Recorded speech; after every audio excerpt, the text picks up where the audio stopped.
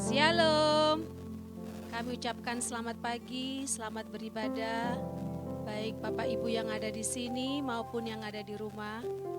Kita percaya pada hari ini dalam ibadah kita Tuhan hadir dan siap untuk memberkati kita.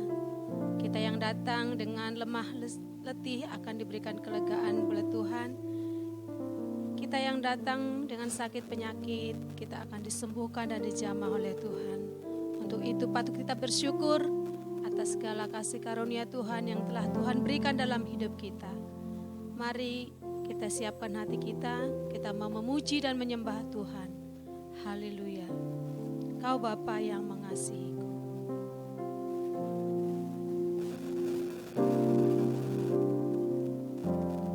Kau Bapa yang mengasihiku, kuasa-Mu memulihkanku, hati yang baru Kau berikan, untukku dapat melihat rencana-Mu indah bagiku. Kau ada di setiap jalanku, hatiku haus dan lapar akan Engkau.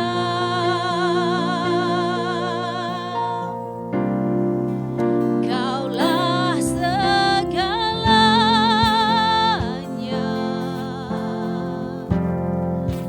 di dalam hidupku.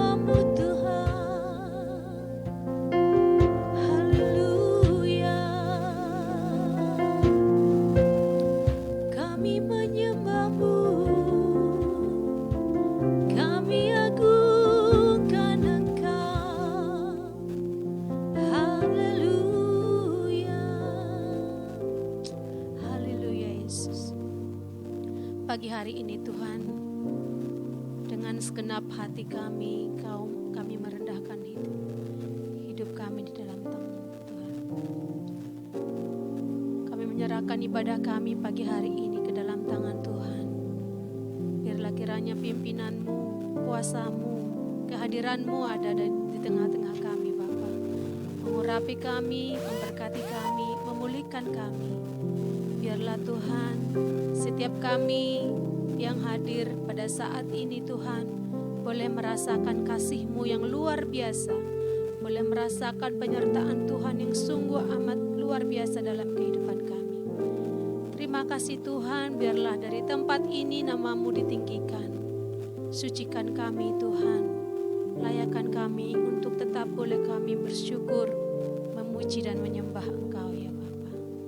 Terima kasih Tuhan, berkat-Mu atas kami semua, berkat-Mu atas seluruh jemaat-Mu dimanapun berada Bapa. Penyertaan Tuhan, perlindungan Tuhan ada dalam setiap kami Bapa. Kami menyerahkan ibadah kami Tuhan, dari awal pertengahan ke akhirnya, hanya di dalam nama Yesus kami berdoa dan mengucap syukur. Haleluya.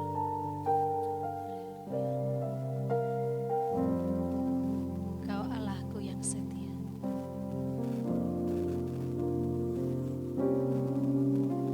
Sekalipun ku berjalan lewat lembah gelap, namun tak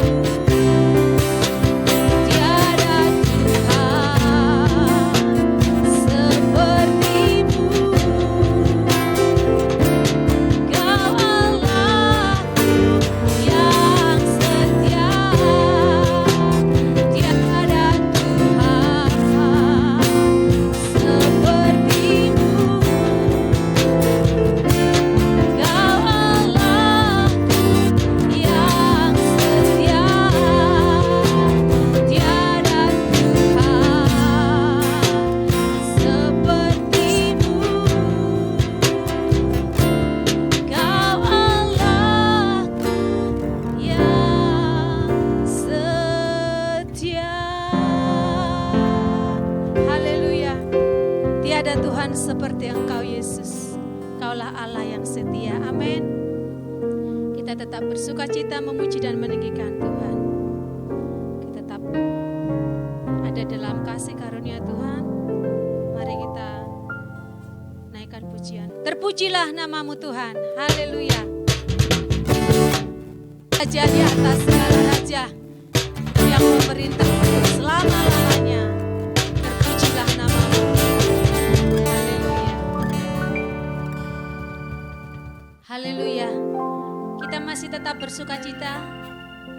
Kita tahu bahwa kita adalah umat pemenang. Haleluya.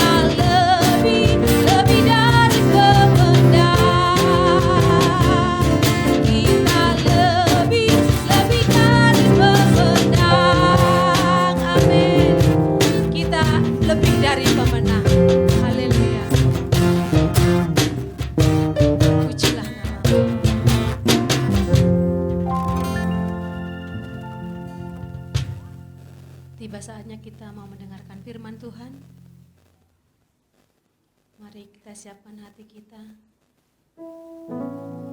untuk kita boleh tetap menjadi pelaku firman Tuhan yang setia. Haleluya Yesus.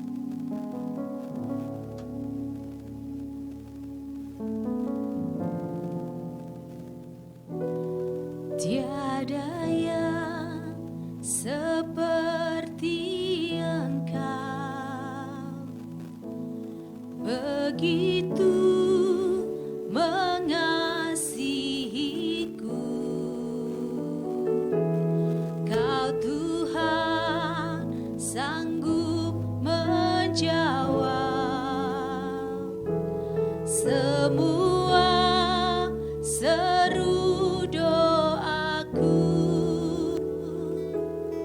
Tiada yang seperti Engkau, begitu mengasihiku. Kau Tuhan sanggup melawan seluruh kehidupanku. Aku percaya Tuhanku ajaib, Kau turun tangan memulihkanku. Aku percaya Tuhanku dahsyat, Kau turun tangan memberkatiku.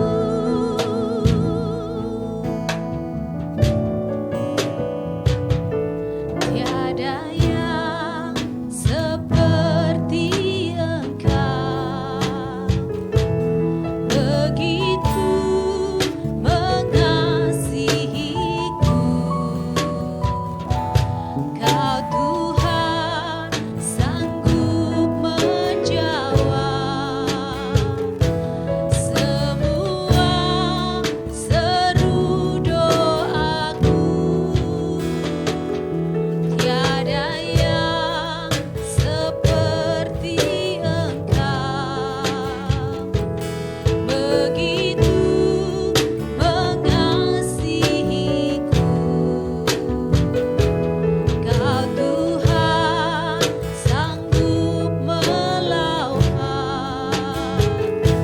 seluruh kehidupanku.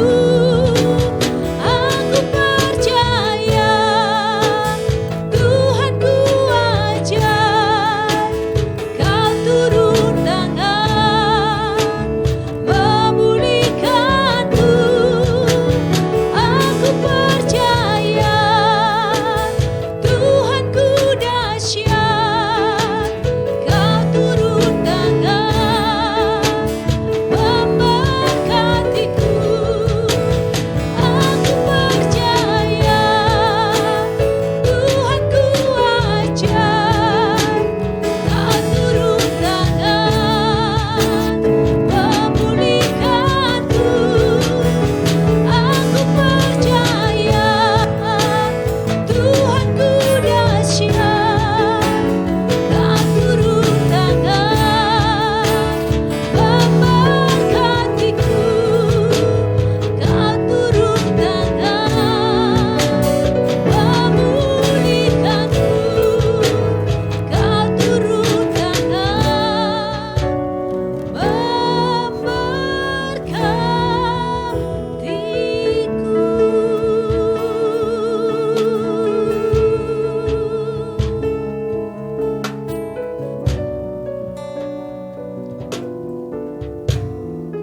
Shalom, selamat pagi Bapak Ibu yang dikasih Tuhan. Sebuah anugerah kalau kita boleh bersama-sama kembali di dalam hadirat Tuhan. Amin. Mari sebelum kita mendengarkan kebenaran firman, mari sekali lagi kita datang menyerahkan kebenaran firman ini. Biarlah sungguh-sungguh Tuhan berbicara secara khusus buat kita semua, baik yang ada di tempat ini maupun sidang jemaat yang ada di rumah yang menyaksikan live streaming ini. Mari kita berdoa. Bagi mula segala pujian, hormat, kemuliaan Tuhan. Terima kasih untuk waktu yang Tuhan beri buat setiap kami, untuk kami boleh ada di dalam bait-Mu, menikmati kebaikan-Mu. Terima kasih untuk suasana kerajaan Allah yang boleh kami nikmati lewat pujian dan penyembahan. Dan tiba waktunya kalau kami bersama-sama belajar kebenaran firman. Sekali lagi Tuhan, kami mau menyediakan hati kami membuka diri kami, mengizinkan firman Allah berbicara secara khusus buat setiap kami. Tuhan, ajar kepada setiap kami untuk tidak lagi memandang kebenaran firman Allah sebagai pengetahuan, tapi kami mau memandang firman Allah sebagai pribadi Allah sendiri yang harus terus tinggal di dalam kehidupan kami. Terima kasih Tuhan, berbicaralah, kami siap mendengar apa yang Tuhan mau. Di dalam nama Yesus, setiap kita yang siap dengar firman bersama-sama katakan amin. Puji nama Tuhan. Nah, Bapak Ibu yang dikasihi Tuhan, mari kita akan sama-sama melihat kebenaran firman Tuhan pagi hari ini. Nah, ada banyak pertanyaan-pertanyaan yang muncul di kalangan banyak orang hari-hari ini ketika saya menjumpai setiap orang. Pertanyaan yang sama sebenarnya seringkali muncul dari beberapa orang. Mereka berkata begini, sampai kapan Pak Anang keadaan ini berakhir? Ada yang memprediksi bulan ini, ada yang memprediksi bulan ini, ada yang memprediksi sampai akhir tahun. Kita semua tidak tahu kepastiannya. Kapan masa ini berakhir? Kapan situasi yang sulit seperti ini berakhir? Tapi ketahuilah Bapak Ibu yang dikasihi Tuhan, yang saya ketahui satu hal, bahwa Allah kita tidak pernah membiarkan kita seorang diri. Amin.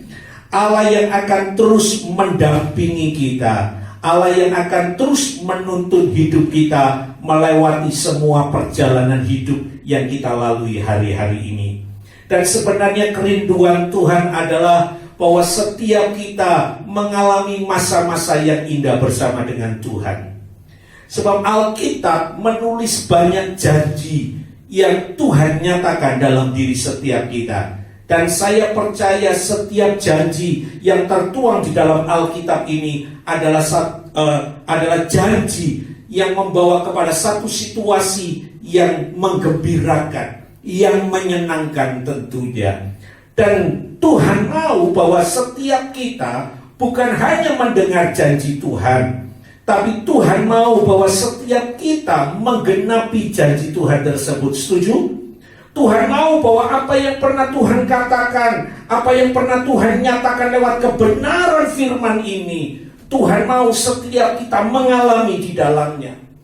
Sebagai satu contoh mungkin janji Tuhan di dalam Yeremia pasal yang ke-29, dia berkata, aku tahu rancangan yang ada padaku mengenai kamu, yaitu rancangan damai sejahtera dan bukan rancangan kecelakaan, yang memberikan kepada kita semua hari depan yang penuh dengan apa? Harapan.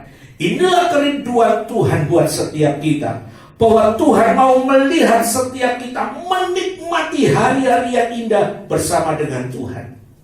Itulah yang menjadi janji Tuhan. Tapi persoalannya begini, saudara yang dikasihi Tuhan, bahwa ada satu pribadi yang gak menginginkan tentunya bahwa setiap kita menikmati janji-janji Tuhan. Dia akan berusaha sedemikian rupa untuk apa? Untuk mengalihkan perhatian kita, untuk mengalihkan hidup kita pada apa yang pernah Tuhan janjikan. Dan justru sebenarnya pribadi ini berusaha untuk membuyarkan, untuk membuat gambaran tentang masa depan seperti yang salah satu janji Tuhan nyatakan itu hilang dalam hidup kita. Tapi biarlah hari ini kita mau belajar bahwa apa yang pernah Tuhan sampaikan itu ya dan amin. Setuju? Bahwa apa yang pernah Tuhan katakan itu sebuah janji yang mengandung kepastian. Ketika Allah berjanji, maka Allah akan menggenapi janjinya. Dan percayalah Bapak Ibu, ketika Anda dan saya berkomitmen untuk terus melangkah, untuk terus mempercayai janji itu, maka saya percaya kemenangan Tuhan akan sediakan buat setiap kita. Amin. Nah, hari ini kita akan belajar bagaimana caranya, bagaimana kita mengalami kemenangan akan setiap janji Tuhan di dalam diri kita, sekalipun ada pribadi yang berusaha sedemikian rupa untuk menarik kita keluar dari rencana janji-janji Tuhan tersebut. Nah, hari ini mari kita belajar dari patron hidup kita, yaitu Tuhan Yesus sendiri. Ya, Tuhan Yesus adalah sebagai satu gambaran yang nyata yang harus menjadi teladan hidup kita. Ketika Yesus ada di dalam dunia, ketika Yesus tinggal di dalam dunia, Yesus pun mengalami masa yang sulit di dalam perjalanan hidupnya. Yesus pun diperhadapkan dengan satu situasi yang tidak menyenangkan. Tetapi Alkitab berkata bahwa Yesus bisa melalui semuanya itu dan bahwa Yesus mengalami kemenangan. Dan tentunya kita mau meneladani apa yang Yesus kerjakan. Nah, hari ini kita akan sama-sama melihat satu kebenaran di dalam Matius pasal yang keempat. Matius pasal yang keempat, ayat yang pertama sampai ayat yang ke-11. Hari ini mari kita akan sama-sama melihat dari dekat untuk mengalami kemenangan dengan cara Tuhan. Bukan dengan cara kita, tetapi kita mau mengalami kemenangan dengan cara Tuhan, seperti yang diteladankan oleh Yesus di dalam kehidupannya. Nah, hari ini mari kita sama-sama belajar Matius pasal yang keempat, ayat yang pertama sampai ayat yang ke-11. Demikianlah firman Tuhan. Maka Yesus dibawa oleh Roh ke padang gurun untuk dicobai iblis. Dan setelah berpuasa 40 hari dan 40 malam, akhirnya laparlah Yesus. Lalu datanglah si pencoba itu dan berkata kepadanya, "Jika engkau anak Allah, perintahkanlah supaya batu-batu ini menjadi roti." Ayat yang keempat, perhatikan. Tetapi Yesus menjawab, "Ada tertulis, manusia hidup bukan dari roti saja, tetapi dari setiap firman yang keluar dari mulut Allah." Kemudian iblis membawanya keluar kota suci, dan menempatkan dia di bumbungan bait Allah. Lalu berkata kepadanya, "Jika engkau anak Allah, jatuhkanlah dirimu ke bawah, sebab ada tertulis mengenai engkau, ia akan memerintahkan malaikat-malaikatnya, dan mereka akan menatang engkau di atas tangannya, supaya kakimu jangan terantuk kepada batu." Ayat yang ke-7, apa yang dikatakan Yesus? Yesus berkata kepadanya, "Ada tertulis pula, janganlah engkau mencobai Tuhan Allahmu."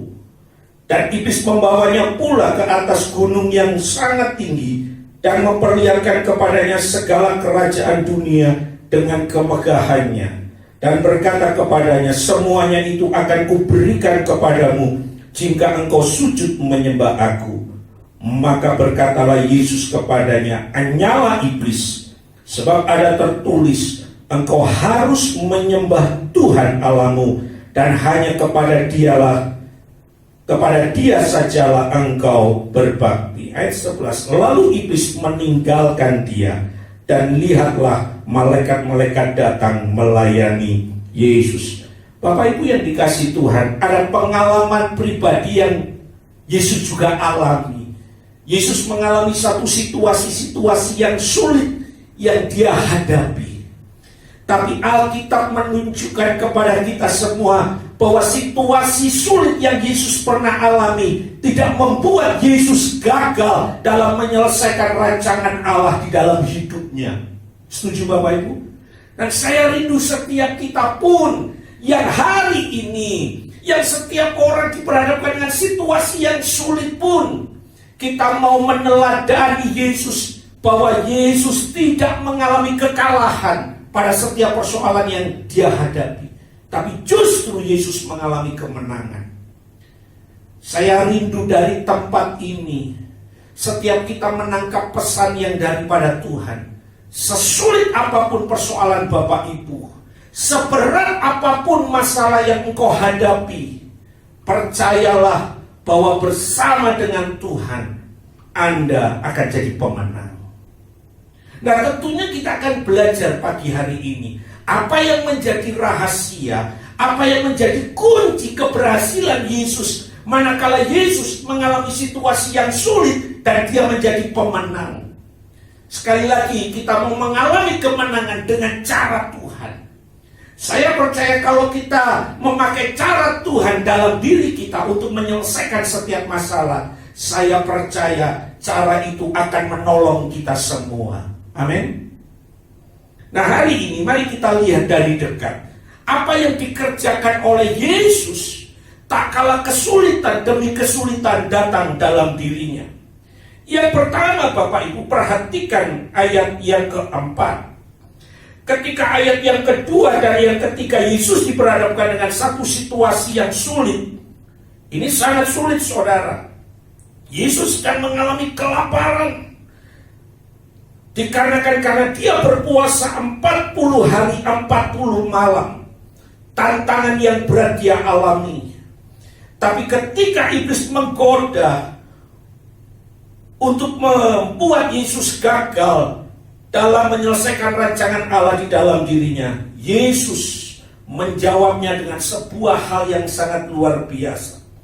Kalau Bapak Ibu perhatikan, 3 kali Yesus dicobai dan Yesus menjawab dengan kalimat yang sama. Kalimatnya adalah begini, saudara, perhatikan. Ada tertulis, ada tertulis, ada tertulis. Bapak Ibu yang dikasihi Tuhan, rahasia yang pertama yang kita bisa pelajari dari pengalaman Tuhan Yesus manakala dia ada dalam masa yang sulit.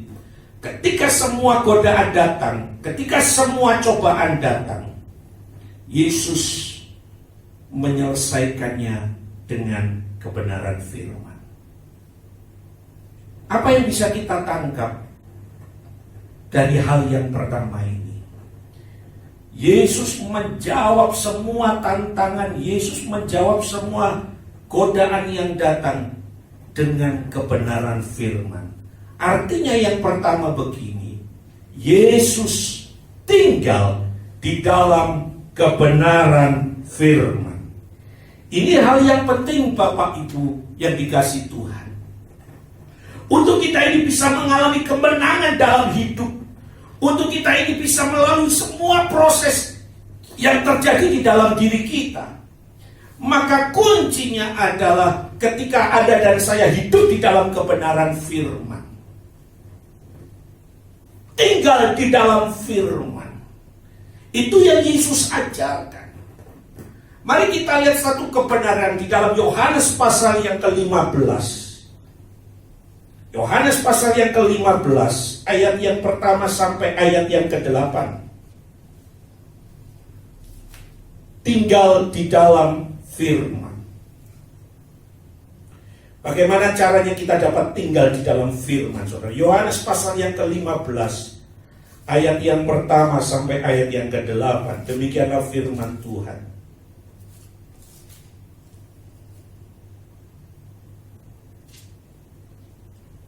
Yohanes pasal yang ke-15, ayat yang pertama sampai ke-8.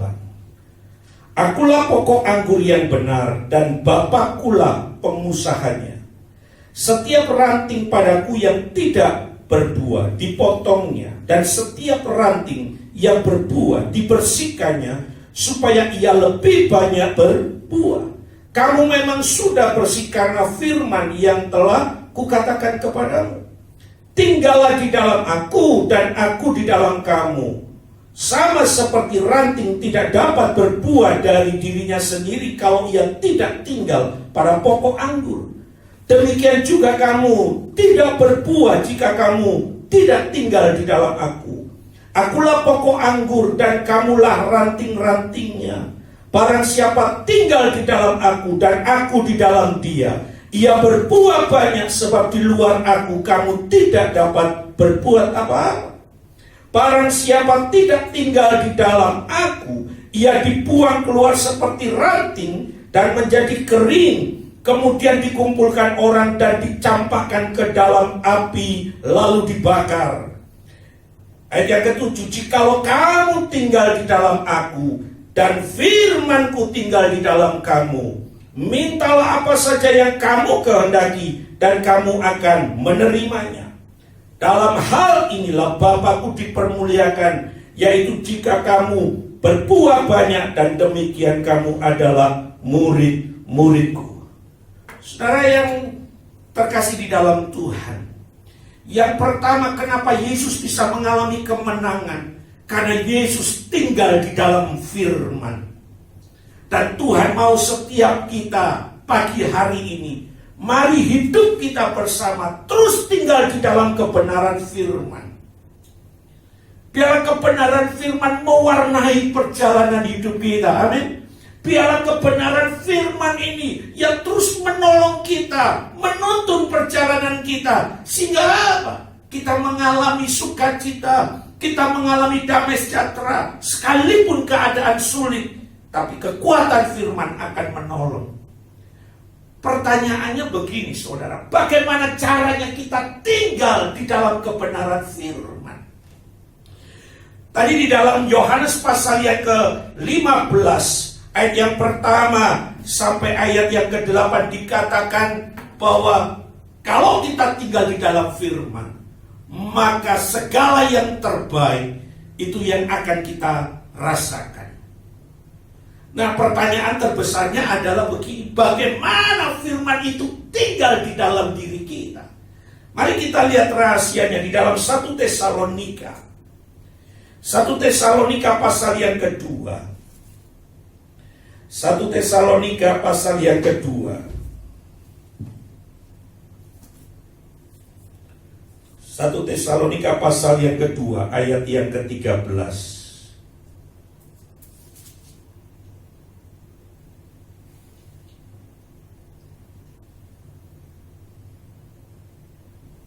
Oke, sudah ketemu semua? 1 Tesalonika pasal yang ke-2 ayat yang ke-13. Demikianlah firman Tuhan. Judul perikopnya adalah sukacita atas jemaat. Dan karena itulah kami tidak putus-putusnya mengucap syukur juga kepada Allah. Sebab kamu telah menerima firman Allah yang kami beritakan itu bukan sebagai perkataan manusia, tetapi dan memang sungguh-sungguh demikian sebagai firman Allah yang bekerja juga di dalam kamu yang percaya. Ini merupakan surat ucapan syukur dari Rasul Paulus kepada jemaat Tesalonika. Bapak Ibu yang dikasih Tuhan, jemaat Tesalonika jemaat yang baru dirintis. Jemaat yang baru, usianya masih muda. Tapi justru jemaat ini telah menjadi kebanggaan Rasul Paulus. Jemaat ini menjadi kebanggaan di dalam hidup Rasul Paulus. Karena Paulus menemukan bahwa jemaat Tesalonika ini adalah jemaat yang sungguh-sungguh tinggal di dalam kebenaran firman. Inilah sukacita terbesar Rasul Paulus. Melihat bahwa orang-orang yang pernah dia menangkan tinggal di dalam kebenaran firman. Nah, apa yang menjadi rahasia jemaat ini sehingga jemaat ini mengalami kemenangan dalam hidup mereka dan jemaat ini menjadi teladan bagi banyak orang? Ternyata rahasianya untuk dapat tinggal di dalam kebenaran firman, yang pertama yang perlu kita garis bawahi, untuk firman Allah bisa tinggal di dalam diri kita, yang pertama dikatakan tadi adalah begini, menerima. Perhatikan ayat yang ke-13. Dan karena itulah kami tidak putus-putusnya mengucap syukur juga kepada Allah, sebab kamu telah menerima firman Allah yang kami beritakan itu. Langkah yang pertama saudara yang dikasih Tuhan, bagaimana firman Allah itu tinggal di dalam diri kita, yaitu terima firman Allah, menerima firman Allah, menghargai setiap firman yang datang dalam diri kita. Siapapun yang menyampaikan firman Allah, setuju? Sebab ini hal yang penting saudara. Menerima, menghargai setiap firman yang datang. Percayalah Bapak Ibu yang dikasih Tuhan, semua hamba Tuhan yang menyampaikan kebenaran firman itu sumbernya adalah dari Alkitab. Percayalah. Oleh karena itu belajarlah terima firman. Secara jujur memang ada banyak di antara kita kadang-kadang melihat siapa yang menyampaikan firman. Betul? Kalau yang menyampaikan firman itu contoh adalah tamu atau pendeta besar atau pendeta yang punya nama, Seringkali kita memberi fokus, kita memberi perhatian pada firman tersebut. Tapi sebaliknya, jujur, kalau firman itu yang menyampaikan orang dalam, ya, kadang-kadang jujur kita tidak memberi penghargaan terhadap firman. Bahkan yang lebih parahnya, ini yang seringkali terjadi. Tapi saya percaya setiap orang yang menyaksikan tayangan ini tidak seperti ini. Kalau misalnya di kelompok kecil, ibadah keluarga kelompok kecil, ketika firman Tuhan disampaikan, yang menyampaikan firman itu suami atau istrinya misalnya. Seringkali suami atau istri, ini contohnya misalnya suami yang menyampaikan firman. Dan ketika suami menyampaikan firman Tuhan bicara mengenai kasih, wah firmannya bagus tentang kasih. Mungkin semua orang yang ada di ruangan itu diberkati, tapi belum tentu istrinya loh. Istrinya kadang-kadang berpikir, modelmu kayak gitu, ngomong kasih. Kamu sendiri aja tidak mempraktekkan kasih. Buktinya, contoh ini misalnya, gaji 1 bulan aja tidak penuh diberikan kepada istri.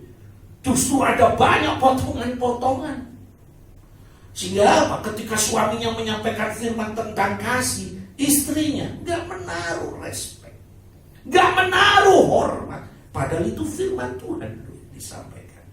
Sebaliknya juga, ketika mungkin istri yang menyampaikan firman, suami akan berkata, modelmu mama, lihat dulu kelakuanmu. Padahal itu dia sedang menyampaikan firman. Saudara yang dikasihi Tuhan, memang kita belum sempurna, betul. Kita semua sedang belajar.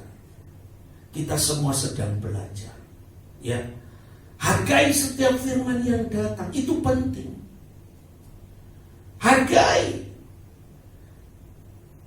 setiap hamba Tuhan yang menyampaikan, ya memang belum sempurna. Semua sedang mengarah kepada kesempurnaan, sedang belajar mempersiapkan diri mereka untuk tampil sempurna. Kita hargai hamba-hamba Tuhan yang menyampaikan, siapapun mereka. Jangan pernah pandang muka. Jemaat Tesalonika sungguh-sungguh menghargai firman yang datang dalam diri mereka. Itu yang penting, saudara. Menghargai, menerima. Sekalipun firman itu keras, sekalipun firman itu tidak mengenakan untuk sisi daging kita, tapi mari kita terima, karena itu sangat menyehatkan kehidupan rohani kita. Setuju? Yang kedua, rahasia kenapa jemaat Tesalonika ini mengalami hal yang begitu luar biasa sehingga menjadi kesukaan Rasul Paulus. Ini yang penting, saudara, perhatikan. Bukan hanya menerima firman, tapi jemaat Tesalonika mengizinkan setiap firman yang datang dalam diri mereka mencapai titik klimaks. Ya, mencapai titik klimaks di dalam kehidupan mereka. Klimaks dari firman Tuhan, saudara. Mari kita lihat Yesaya pasal yang ke-55. Yesaya 55 ayat yang ke-11.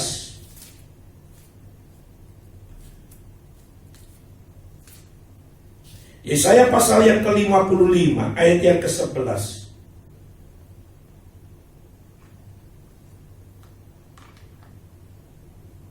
Perhatikan Bapak Ibu, inilah klimaks dari firman Tuhan. Demikianlah firmanku yang keluar dari mulutku, ia tidak akan kembali kepadaku dengan sia-sia, tetapi ia akan melaksanakan yang ku kehendaki dan akan berhasil dalam apa yang kusuruh kepadanya. Perhatikan Bapak Ibu, jemaat Tesalonika bukan hanya menerima, bukan hanya menghargai firman yang datang dalam diri mereka, tapi jemaat Tesalonika mengizinkan firman Allah mencapai titik klimaks dalam diri mereka. Klimaks dari firman Tuhan adalah perubahan. Katakan perubahan. Itulah yang menjadi klimaks firman Tuhan. Ada satu perubahan.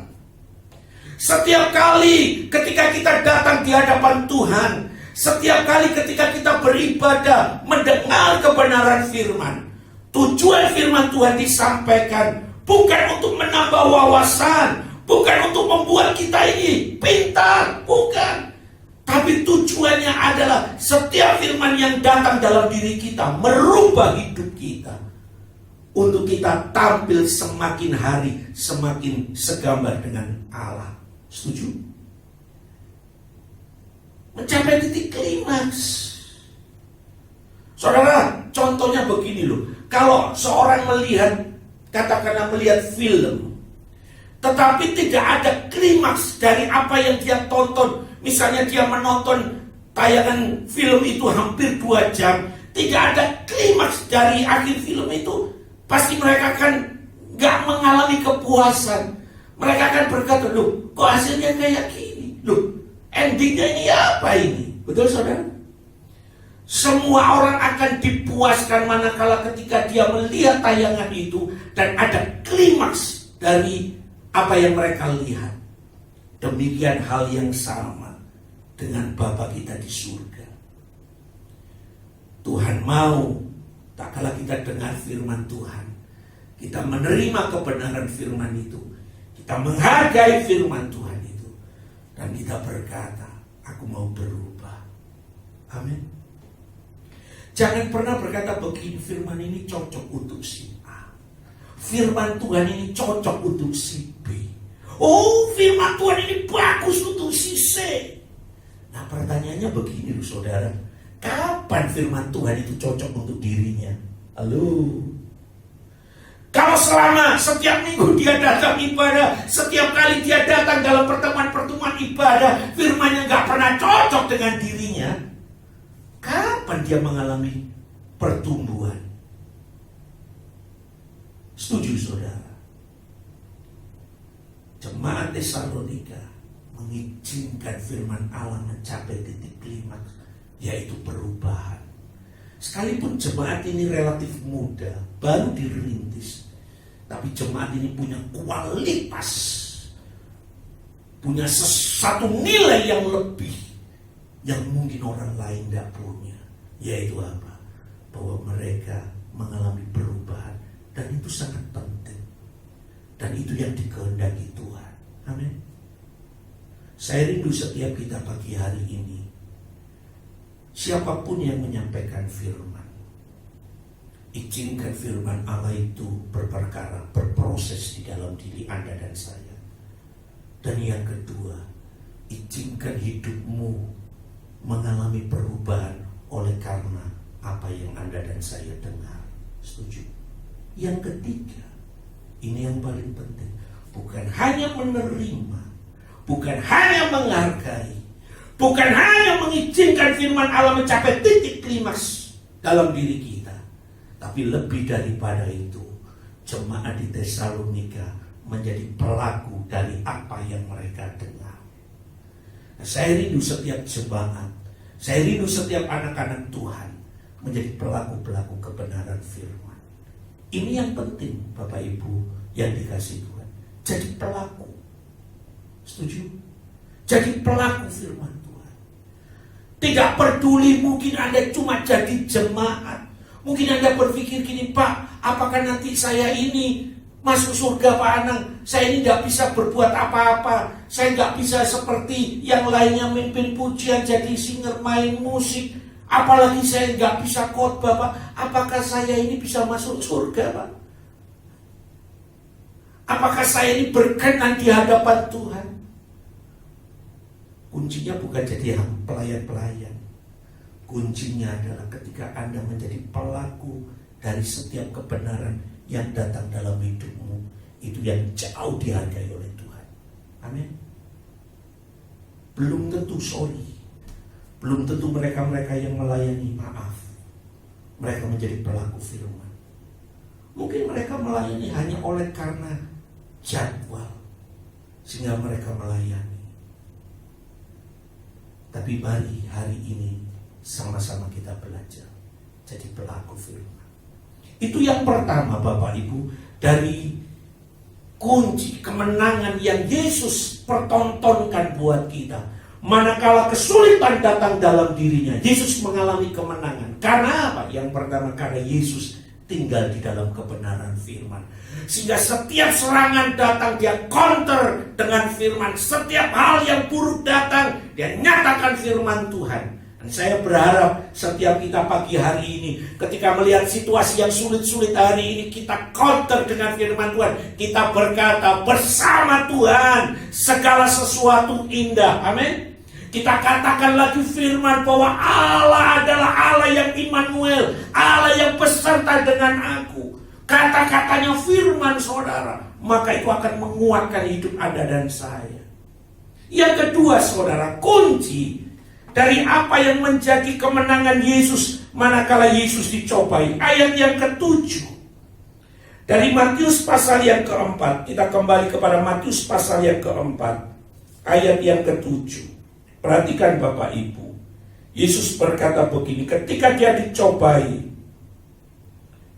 Ketika Yesus dicobai, Yesus berkata begini. Yesus berkata kepadanya, ada tertulis, janganlah engkau mencobai Tuhan apa? Allahmu.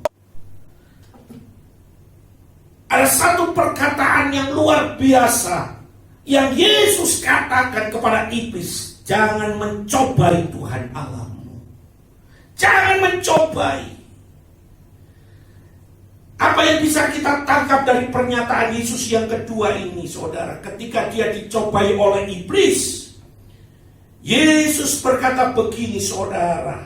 Hormatilah, dengan kata lain Yesus berkata, hormatilah Allah. Jangan pernah mencobai Tuhan dalam hidup. Setuju saudara? Yesus sedang ingin mengajarkan kepada kita semua untuk tidak lagi bermain-main dengan Tuhan. Seriuslah dengan Tuhan hari-hari ini. Setuju? Yesus sedang berkata, hormati Tuhan. Itu hal yang penting Bapak Ibu yang dikasih Tuhan. Mari kita lihat Maleakhi pasal yang pertama, ayat yang ke-6. Maleakhi pertama. Maleakhi pasal yang pertama, ayat yang ke-6.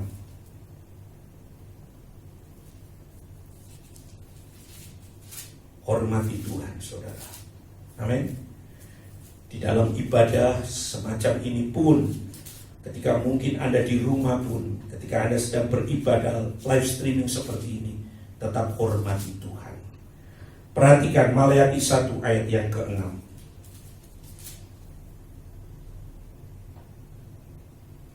Perhatikan, seorang anak menghormati bapaknya dan seorang hamba menghormati tuannya. Ada sebuah nasihat yang disampaikan.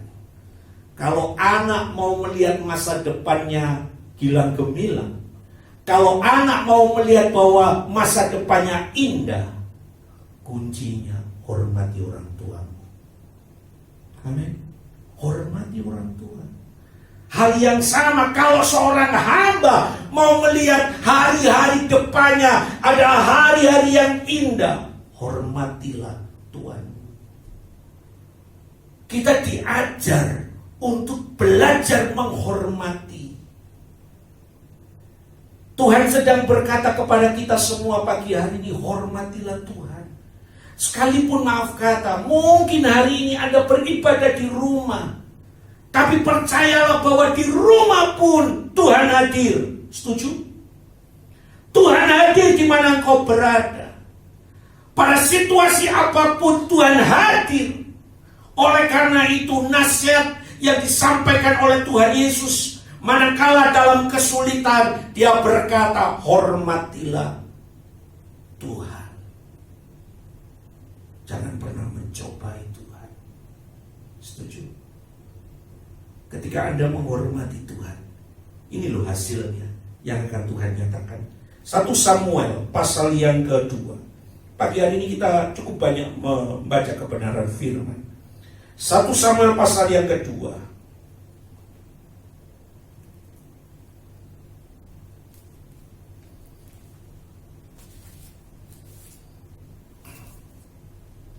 1 Samuel pasal yang kedua.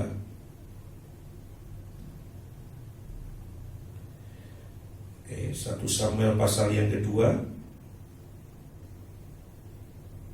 ayat yang ke-30. Perhatikan Bapak Ibu. 1 Samuel pasal yang kedua ayat yang ke-30. Sebab itu demikianlah firman Tuhan Allah Israel. Sesungguhnya aku telah berjanji, keluargamu dan kaummu akan hidup di hadapanku selamanya. Tetapi sekarang demikianlah firman Tuhan, jauhkanlah hal itu daripadaku. Sebab siapa yang menghormati aku akan kuhormati, tetapi siapa yang menghina aku akan kupandang rendah. Bapak Ibu yang dikasihi Tuhan, sebuah perkataan keras yang disampaikan di dalam 1 Samuel. Siapa yang menghormati Tuhan akan dihormati, tetapi siapa yang memandang rendah, siapa yang menghina Tuhan, Tuhan akan apa? Rendahkan. Bapak Ibu yang dikasihi Tuhan, penghormatan kita kepada Tuhan, ya, penghormatan kita kepada Tuhan akan menentukan kita untuk menjadi seorang pemenang.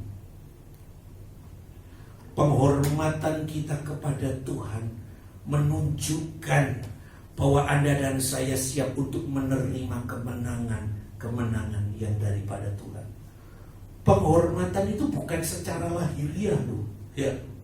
Misalnya kalau Anda datang ke gereja di luar, terus Anda berdiri terlebih dahulu, terus mengambil sikap seperti layaknya tentara, ya, atau polisi memberi hormat. Bukan seperti itu, saudara. Menghormati Tuhan itu banyak aspeknya. Contoh sederhana, ketika Anda beribadah, ya, ketika Anda beribadah seperti ini, ya, jujur Bapak Ibu yang dikasihi Tuhan, hari-hari ini kalau kita ini lihat orang Kristen ibadah, jarang yang membawa Alkitab, betul? Mereka memilih untuk memakai gadget suci, HP. Enggak salah, enggak salah. Bagi saya sih enggak salah, karena alasannya juga kadang-kadang mereka berkata bahwa di HP pun ada aplikasi Alkitab. Tapi pertanyaannya begini, saudara, kalau membawa Alkitab seperti saya pagi hari ini, ya, kan enggak ada, mungkin ada bunyi-bunyiannya. Tapi beda manakala saya memakai gadget. Jujur, ketika firman Tuhan disampaikan, tahu-tahu HP kita bergetar. Jujur, kecenderungan kita pasti akan melihat, menengok. Wah, apalagi itu WA masuk, dan ternyata WA itu dari sahabat kita yang sedang menawarkan sebuah bisnis. Secara otomatis kita langsung berkata, puji Tuhan, aku harus cepat jawab, tak keluar terlebih dahulu di ibadah, tak telepon. Ini kalau tak cepat direspon, wah, kesempatan ini hilang. Oh, langsung jemaat itu keluar. Bapak Ibu yang dikasihi Tuhan, di tengah ibadah loh, saya nggak menghakimi, sekali lagi tidak menghakimi, tapi mari kita belajar. Ada banyak cara menghormati Tuhan di ibadah. Waktu puji-pujian, waktu kita mendengarkan firman, mari kita belajar untuk memberi waktu yang terbaik untuk Tuhan. Setuju? Ibadah tidak lama, 2 jam, kadang kurang. 2 jam itu mari kita mengupayakan semaksimal mungkin memberi yang terbaik sebagai sikap menghormati Tuhan. Amin. Saudara, ini hal yang penting. Mari sama-sama, saya pun perlu belajar. Setuju? Perlu belajar menghormati Tuhan di tengah ibadah, di tengah penyembahan, di tengah ketika kita dengar firman, bahkan di tengah-tengah pujian yang diperdengarkan. Mari kita tetap memberi sikap menghormati Tuhan. Sekalipun maaf, mungkin pujiannya kita nggak pernah tahu, ya. Bukan berarti kalau kita tidak tahu terus kita duduk bermalas-malasan. Tuhan hargai sikap hati kita. Amin. Yang ketiga, yang terakhir Bapak Ibu, apa yang menjadi rahasia dari kemenangan Yesus manakala Yesus diperhadapkan dengan masalah-masalah yang sulit, situasi yang sulit? Kembali pada Matius pasal yang keempat, ayat yang ke-10. Mari kita perhatikan. Matius pasal yang keempat, ayat yang ke-10, demikian firman Tuhan. Ketika Yesus dicobai, maka berkatalah Yesus kepadanya, "Enyalah iblis, sebab ada tertulis, engkau harus menyembah Tuhan Allahmu, dan hanya kepada Dialah saja engkau berbakti." Kuncinya Bapak Ibu, kemenangan Yesus ketika dia diperhadapkan dengan satu situasi yang sulit. Yang terakhir ini adalah ada sebuah kata yang manis yang Yesus sampaikan, yaitu kata kuncinya adalah menyembah. Perhatikan, iblis pernah gagal dalam fase ini. Ketika iblis tidak mau menghormati Tuhan, tidak mau menyembah kepada Tuhan. Kita tahu latar belakang iblis, dia adalah salah satu penghulu malaikat di surga. Dia mendapat posisi yang sangat-sangat terhormat. Ya. Tetapi karena kesombongannya, karena roh pemberontakannya, dia menganggap bahwa dia lebih, sehingga Tuhan usir. Yesus mengajarkan kepada kita yang ketiga, kata menyembah. Apa itu kata menyembah? Ya, arti menyembah, banyak hamba Tuhan bisa menafsirkan arti kata menyembah. Tapi izinkan saya pagi hari ini dalam konsep sederhana. Ya, arti menyembah adalah mengakui keterbatasan yang ada di dalam diri kita. Mengakui keterbatasan yang ada di dalam diri kita. Menyembah itu menunjukkan sebuah sikap bahwa kita tidak memiliki kemampuan apa-apa. Ketika seorang menyembah kepada satu pribadi, itu dia sedang mengakui bahwa aku tidak ada apa-apa dibandingkan dengan engkau. Ini hal yang penting Bapak Ibu untuk kita sama-sama belajar. Mengakui keterbatasan yang ada di dalam diri kita. Yesus pun mengajar. Waktu Yesus mengalami pencobaan, Yesus belajar mengingatkan iblis kembali. Hanya Tuhan yang layak disembah. Hanya Tuhan yang layak disembah. Tanpa Tuhan kita tidak ada apa-apanya. Setuju? Oleh karena itu arti menyembah berbicara tentang mengakui keterbatasan yang ada pada diri kita, dan kita mempercayakan hidup kita sepenuhnya pada apa yang kita percayai. Kalau hari ini kita mempercayai hidup kita kepada Yesus, maka sebenarnya seluruh keberadaan hidup kita harus serahkan kepada Kristus. Setuju? Itu hal yang penting Bapak Ibu. Biarlah pagi hari ini, ya, pagi hari ini mari kita sama-sama cross check hidup kita, melihat sampai sejauh mana kita ini mengakui keterbatasan kita dengan Tuhan. Ayat yang terakhir mari kita lihat Yakobus pasal yang keempat, ayat yang ke-6. Yakobus pasal yang keempat, ayat yang ke-6. Demikianlah firman Tuhan. Ya, Yakobus pasal yang keempat, ayat yang ke-6.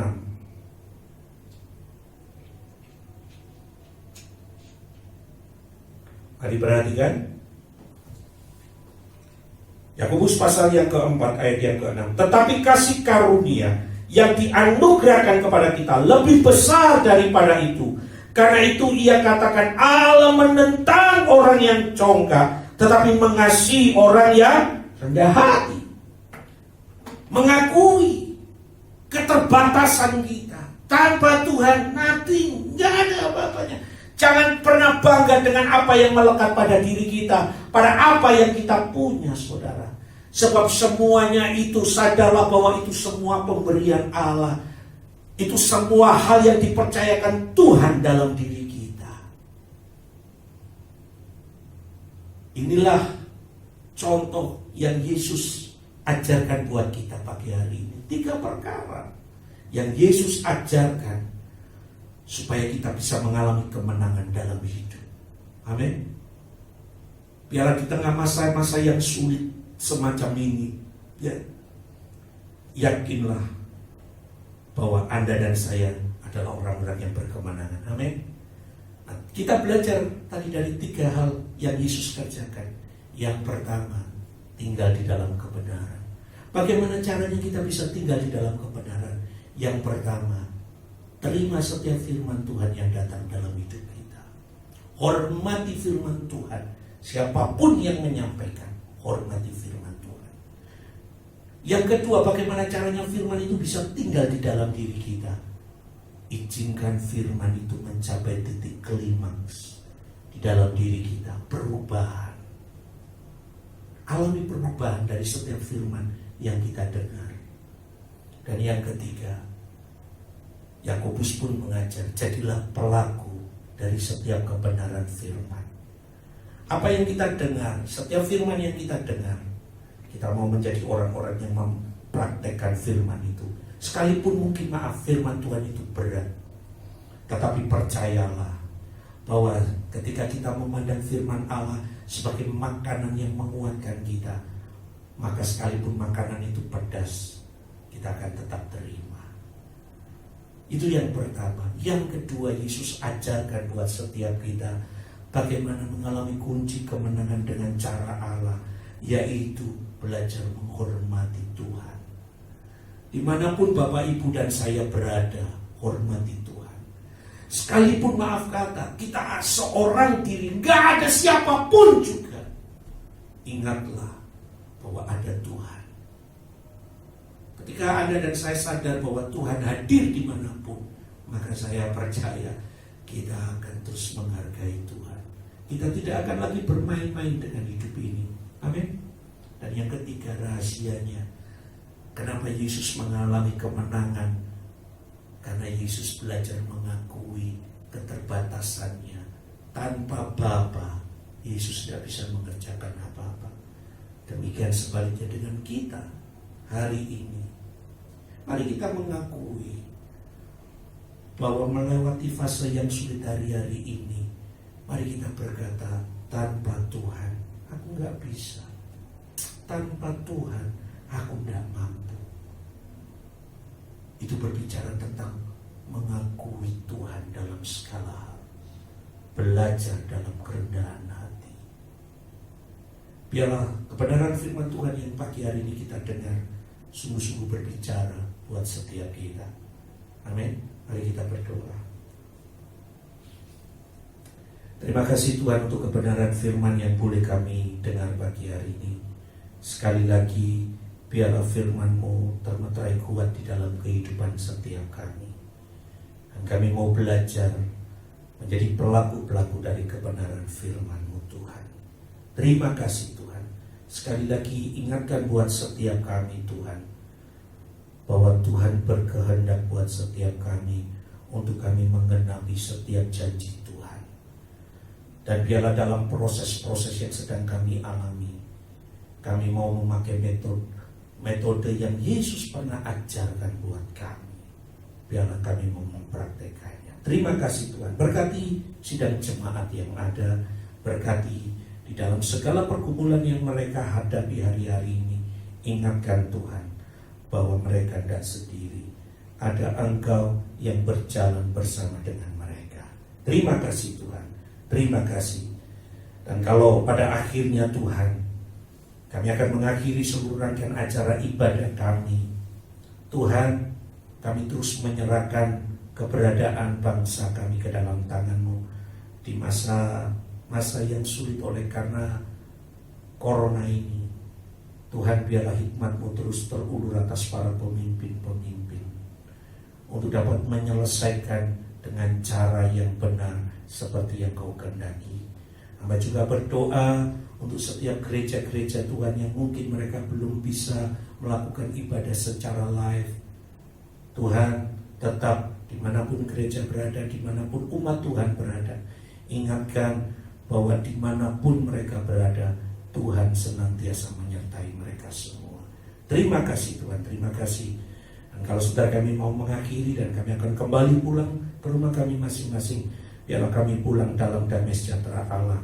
Kami pulang dengan membawa sukacita yang daripada Allah. Terima kasih Bapak, terima kasih Bapak Ibu yang dikasih Tuhan. Mari angkatlah tanganmu di hadapan Tuhan dan terimalah berkat yang datangnya daripada Allah Bapa melalui putranya Yesus Kristus Tuhan, dan persekutuan yang daripada Roh-Nya yang akan memampukan setiap kita berjalan pada seluruh rancangan Allah dari sekarang sampai Maranatha, Yesus datang kedua kalinya. Setiap kita yang percaya akan kebaikan Tuhan dan berkat Tuhan, bersama-sama katakan amin. Tuhan Yesus memberkati.